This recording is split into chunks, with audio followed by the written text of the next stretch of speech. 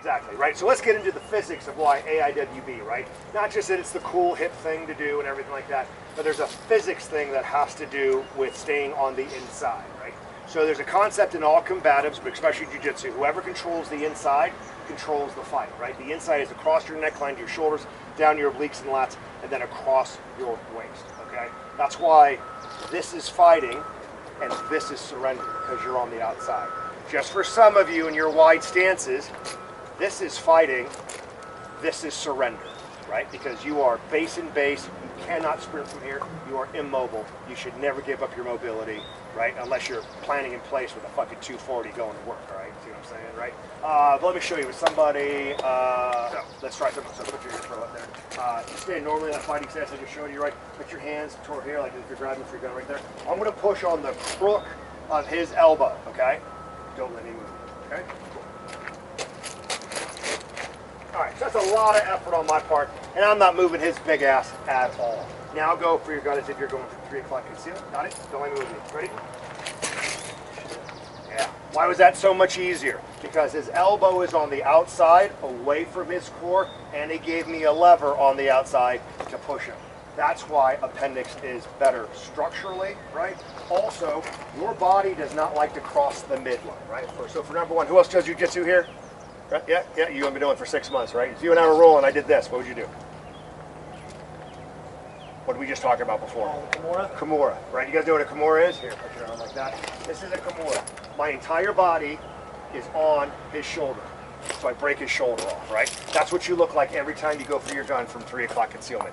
Not from outside the waistband retention. You have retention to help you out with that. But from concealment, that's why, okay? Because you're naturally weaker this way. Now, what's an advanced technique? Where you take those core competencies, right? And then you start shaving off edges to pick up time. For example, if you see me go from 3 o'clock, I start right here. Why? Because then my support hand can get on the gun sooner when I lift from 6. Even from appendix, I'm going to teach you guys to go here at the sternum. I go right about the top of the belly button to get my support hand on the gun sooner, okay? That's advanced for right now. We're just going to do what we already know how to do in front of our sternum, okay? Cool. When we marry our support hand onto the firing hand and the gun, what are we usually aiming for in this area here to get a good grip? Under the trigger guard. Under the trigger guard is a classic answer. Not wrong, maybe a little inefficient. Why is that? Is my index finger on the trigger guard? Can I build a good grip from there? Absolutely. Finger still on the trigger guard. Is that a good grip? Nope, that's horseshit. So here's your chance to get back at me for all the bad jokes I'm going to make over the next 3 days, all right? Everybody take your firing hand and flip me off. Cool. A little bit too aggressive there, Abner. Anyway, yeah. All right, like that. Now go sideways, okay? Now take your index finger on your support hand and lay it flat like that. Got it? Now, tap it really quick. How many times you miss, Abner? Well, 0. How many times you miss, ma'am? How many times you miss? How many times you miss? Now think about how many times you got a shit-ass grip going for your trigger guard, right? Why? Because your trigger guard is not part of your body. For my nerds, it's not a proprioceptive index. For my knuckle draggers, it's not an appropriate body index, right? My trigger guard, I do not know where it is in time and space at all times because it's not part of my body. Parts of my body, I do. So what indexes are we going to use? Middle knuckle on firing hand, middle finger, and middle knuckle on support hand, index finger. Since I know where those are on my body at all times, I have an index every single time so that I'm more consistent. Right? I'm going to keep it first one from the 12 o'clock. Again, guys, I've got that angle here. Does everybody see that angle? So when you guys are doing it, you're stopping and starting. Actually, come this way, yeah. You're starting and stopping here. I don't want to see any of this. None of this. None of this. Start and stop here. So we isolate the practice that we're doing, all right? So look at my thumb. It's like a wave, right? So up, over, through, up, over, and through. From the 6 o'clock, up, over, and through, up, over, and through. What did my gun do? Nothing. Straight back. Sometimes it even looks like it's shaking in place, right? Because I've trapped the bore axis so effectively. Now, I know what you're saying. Like, hey, bro, we know you shoot for Walther, right? You got that 5-inch steel, heavy-ass PDP gem. Of course you can do with that awesome gun. You can't do it with my shitty gun. Who's got a 320? Somebody has a 320. Perfect. I'll take your gun. Thank you. All right, cool. What does everybody complain about with the 320? Now, they explode when you drop them. Number one, right now. High bore axis right here because of this beaver tail right here. But if you think when you're shooting with two hands, Your firing hand is what controls recoil. You're not thinking about it right. What controls recoil when you're shooting with two hands is your support hand. And last time I checked, there's no beaver tail on the side of the gun. So let me see what happens with this high bore axis gun, okay? That I've never shot before, right? So there's that. Up, over, and through, up, over, and through. What'd the gun do? Nothing, nothing. Guys, what has the same bore axis as a 320? 1911. A 1911. Here, a 1911 has a high bore axis. Careful of the internet. There you go, sir. Why are small guns snappy? Because by the time it gets out of that 2.5, 3-inch barrel, all the powder is still not burned off and not right. So you feel all the snappiness before the powder burns off. And in order to protect the gun from all that extra kinetic energy, they overspring these guns to protect the internals, right? But if you trap the bore axis above, below, and behind, as long as you have sufficient pinky pressure, it does not matter how much kinetic energy is left over. Let me show you what I mean, okay? So, right, there's that. Up, over, and through, up, over, and through, up, over, and through. What did my gun do? Nothing, right? Now, you feel the snap a little bit more, but then again, you just get used to that as long as you trap the bore axis above, below, and behind. Okay, there you go. Guys, where's my thumb? Is it in the slide? I drive my thumb into the slide. It depends on the gun. If I'm shooting a Staccato XE with an 8-pound recoil spring, I'm not driving my thumb in. Heavy 10 mil. Everybody ready? Glockzilla. Up, over, and through. What'd the gun do? Now it hurts a little more, right? Why? Because there's more bang to it. But what did the gun do? Bop, bop, bop. All in the A zone, rounds almost next to each other. Cool? Awesome. There you go. One round on the beat. 45. Like this? Blade to 40. Good. Thank you. Wave it in. Thank you. So you begin here? Yep. I believe he told you to keep this long time. It's driving me nuts. I do it too, so I mean, I can't really say anything. So that's so unnatural for you. Even higher. Yeah, he holds it like he. Yeah, he does that. He doesn't necessarily like press on the slide. That's what he's saying. Donovan's worn his serif coat off because Donovan presses on the slide, but Scott doesn't do that. He just rests it on the slide. Okay. So I mean, you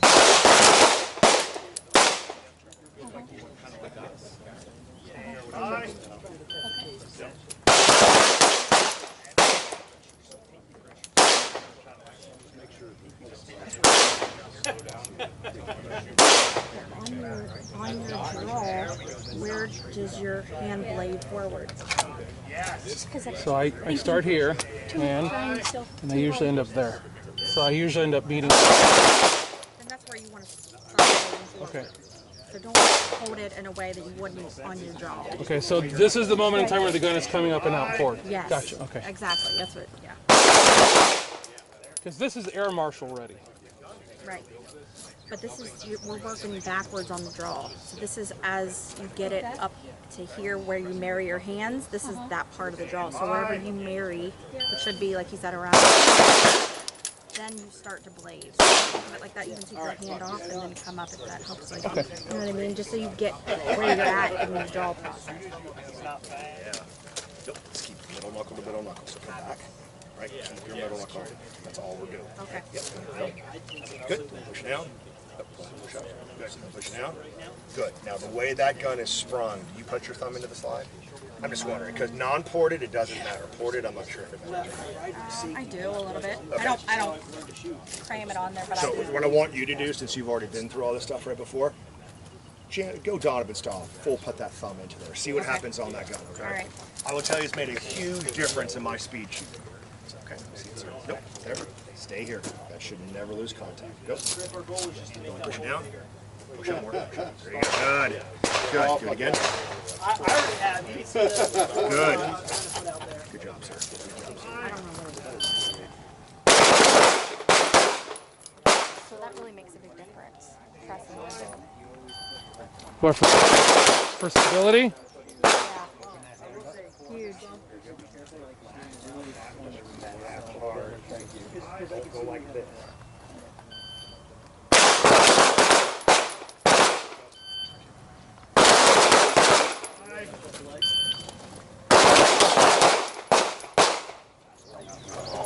Bunch of Americans launching freedom downrange. I think the same thing. You're out there. It feels like forever you're out there. Stand by.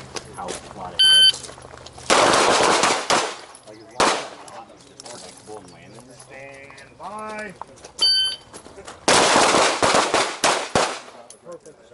Near your ribs, all right, or your obliques. Hands are open. My fingertips are below my nose tip. Why? Because this is how you get knocked out. Because you can't see shit coming, right? So it's here. See how my hands are open? Why? Because to get to my gun, my hands have to be open, right? So do it sooner, not faster. Nothing that myself, Shane, or John are going to show you today is going to take half a second off your draw, unless you're a shit show, right? Which none of you are. It's 500ths. It's a tenth, right? The difference between this and this is 500ths of a second, right? Then you add other layers, and that's where you pick up a lot of time, okay? So it's here, here, and here. We're gonna remove the cover garment.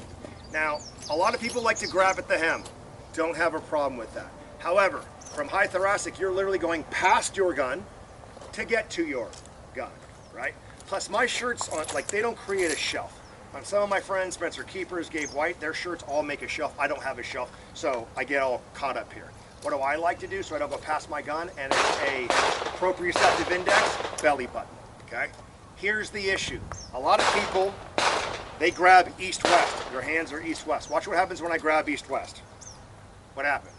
Nothing. My shirt did this way. Did you see my gun? No. If I go north-south, right, 12 to 6, now I'm just going to grab. I'm not even going to move my hand. I'm just going to bunch. Now what do you see? You see my gun.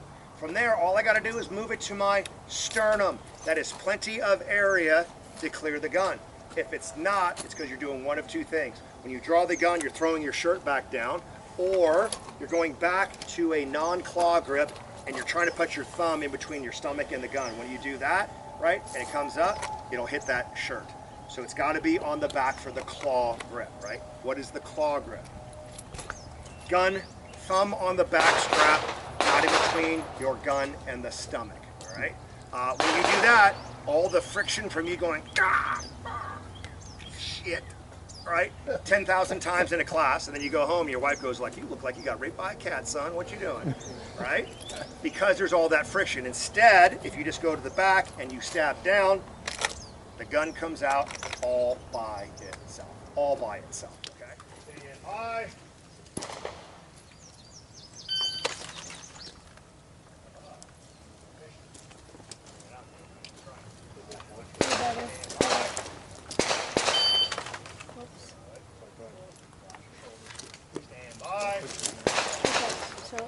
Everybody doing high thrust. You're not surrendering, you're fighting. Get your hands in front of your face. That's in front of your face. And from here, that's in front of your face, okay? Stand by. Stand by. Okay. Okay. Three standards for hitting an A zone, okay? The national standard is 1.5 seconds. Where does that come from? It comes from the Tueller principle, the 21-foot principle. It's a principle, not a rule, because there's no gunfight data behind it, okay? Tueller was a cop. He had all this training experience at gun site, took it back to his department, and did some experiments and surmised that someone could run from 0 and touch you at 21 feet with a knife in 1.5 seconds, okay? Now, whether or not you think that's too slow, that's too fast, whatever, it doesn't matter. We can all agree that you need some skill in order to hit an A zone in 1.5 seconds, right? Cool. Now, some of you smart people are going, bro, that's the 21-foot rule. Why are we at 15, okay? I have found in the 7 years of teaching this that the 5-yard line is the minimum required distance to make you use your dot for consistent accuracy. Sure, you might pull a gross sight picture out your ass at 5 yards every now and then, but to be consistent in the accuracy, 5 yards is the start position, okay? Once we get this technique and we go through all these, then we'll push it back to the 7 where you can experiment on your own, okay? Cool. So that's why we're at the 5. So 1.5 is the national. The class, 1.25. Why? It's in between 1.5 and 1. That's why, okay?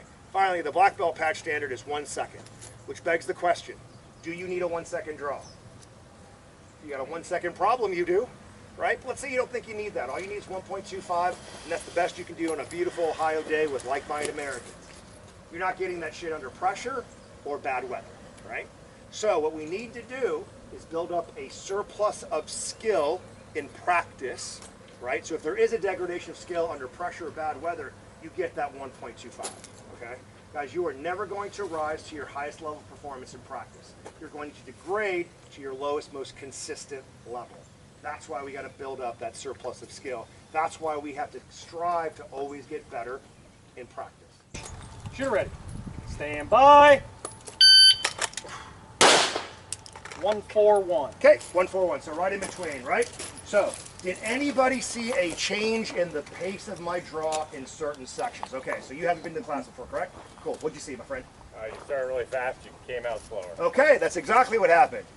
However, let's look at words, okay? How many of you would enjoy the ability to do a 141 draw in front of almost 30 people you never met before and call that shit within a quarter second? How many would you like that skill? Raise your hand if you like that skill, right? So there's no way it was slow, it was careful, right? Now look at this dude trying to change words for marketing purposes. But words mean things, don't they, guys?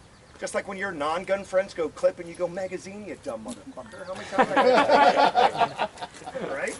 Because if you tell me, you tell Shane, you tell John, in order to accomplish our goal, we have to go slowly, we stop listening. You are no longer a human of any value to us.